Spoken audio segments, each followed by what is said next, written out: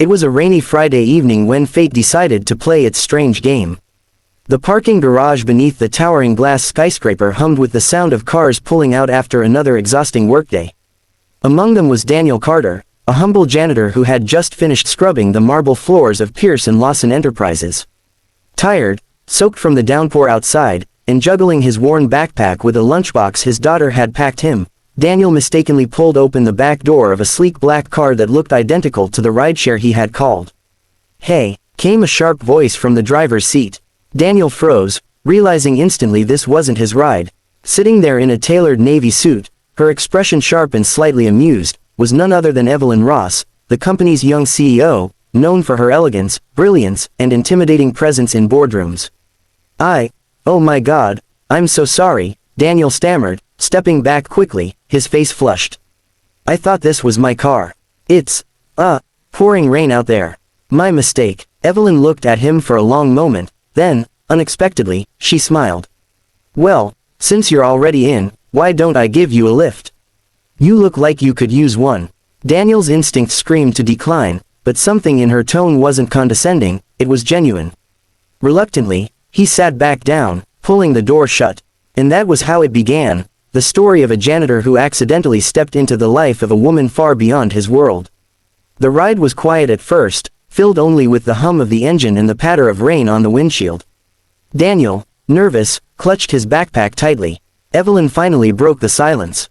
"You're Daniel, right? I've seen you in the building." His eyes widened. "You know my name." She shrugged lightly, her tone calm but honest. "I try to. It matters. People think CEOs only notice their executives, but the truth is, the company wouldn't run without people like you." For Daniel, who spent his nights cleaning offices without anyone ever acknowledging him, those words pierced deep. And for Evelyn, who lived in a world where most people only saw her wealth and power, there was something refreshing in talking to someone who had no agenda, no angle. That night, what should have been a 10-minute drive turned into a conversation that lasted an hour. Evelyn drove past Daniel's stop and asked about his life, his daughter Emma, his struggles of balancing two jobs. Daniel, hesitant at first, eventually opened up. He told her about losing his wife to illness, about the nights when he skipped dinner so Emma could eat, and about how he never felt like he measured up to the world's expectations. Evelyn listened, not as a CEO, but as a woman touched by his honesty. Weeks passed, and that accidental car ride turned into something neither of them expected. Evelyn began inviting Daniel to small lunches in the company cafe, then dinners where Emma was welcomed, too. What started as casual conversation deepened into a connection rooted in respect and shared humanity. Evelyn, despite her wealth, was lonely, surrounded by people who only cared about her position, not her soul. Daniel, despite his simplicity, offered her sincerity and warmth no money could buy. But not everyone was happy. One evening, at a lavish charity gala, Evelyn's ex-fiancé, Richard Lawson, son of the company's co-founder, cornered her. He sneered when he spotted Daniel at her side, wearing his modest suit that didn't quite fit.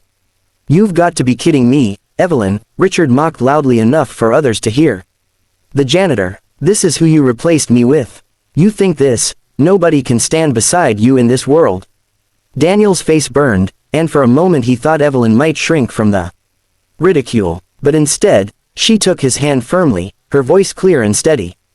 "Yes, Richard, this man, who you call a nobody, has more integrity, kindness, and courage than you ever will. He's my partner, my choice, and one day, you'll wish you had half the strength he does." The room fell silent. Richard's smirk faded, replaced by the humiliation of being dismissed not just by Evelyn, but by the quiet strength of the man he tried to belittle. Their love wasn't without obstacles. The board doubted Evelyn's judgment, tabloids swarmed with gossip, and Daniel himself struggled with feelings of unworthiness. "You deserve someone who belongs in your world," he whispered one night, torn between love and insecurity. Evelyn cupped his face, her eyes fierce. "Don't you see, you are my world, you remind me what really matters. Without you, I'm just another CEO with a hollow life. With you, I'm human.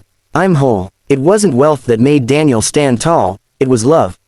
It wasn't titles that gave Evelyn strength, it was truth. Months later, in the same ballroom where Richard once mocked them, Evelyn and Daniel stood before family, friends, and colleagues.